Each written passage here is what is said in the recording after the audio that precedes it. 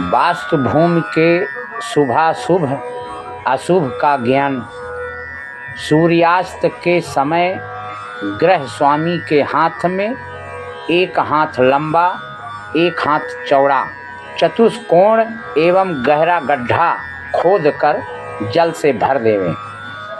पुनः प्रातः काल निरीक्षण करें। खेत में यदि जल युक्त हो तो वृद्धि होती है, केवल गीला हो या कीचड़ बना हो तो मध्यम है, और अगर दरार हो जाए तो उसको अशुभ समझना चाहिए। गृह निर्माण में प्रयुक्त शिलाओं के प्रमाण का विचार। ब्राह्मणादि वर्ण के लोगों को क्रमशः 21 अंगुल लंबा, 10.5 अंगुल चौड़ा, 5.5 अंगुल मोटी तथा क्षत्रिय वर्ग में 17 अंगुल लंबी, 8.5 अंगुल चौड़ी और 4.5 अंगुल मोटी होनी चाहिए। वैश्य वर्ग को 12 अंगुल लंबी, 6.5 अंगुल चौड़ी तथा 3.5 अंगुल मोटी तथा शूद्र को 9 अंगुल लंबी, 4.5 अंगुल चौड़ी तथा 2.5 अंगुल मोटी शिला का प्रयोग करना चाहिए।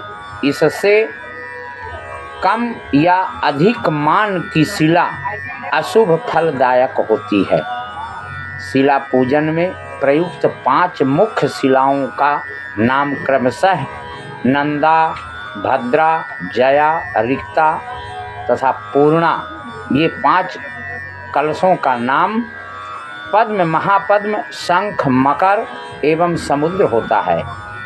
प्रधान पंचशिलाओं के साथ छोटी छोटी 5 आधार शिलाएं यानी गिट्टी भी होती हैं। ग्रह की ऊंचाई का परिणाम।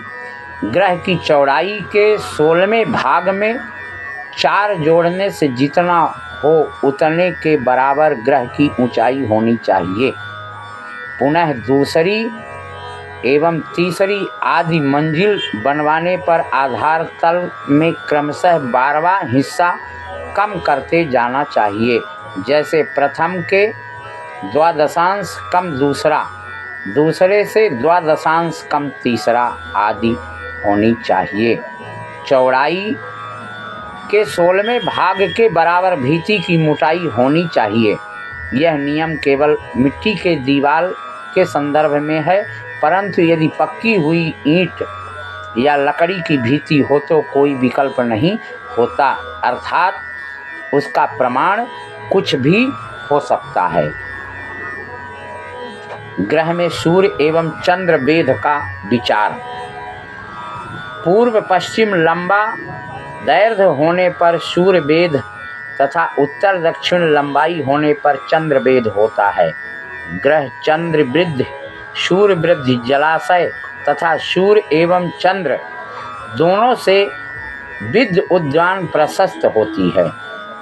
अन्नमत मंदिर देवताओं का घर होता है, इसलिए उसमें वेद विचार नहीं होता है।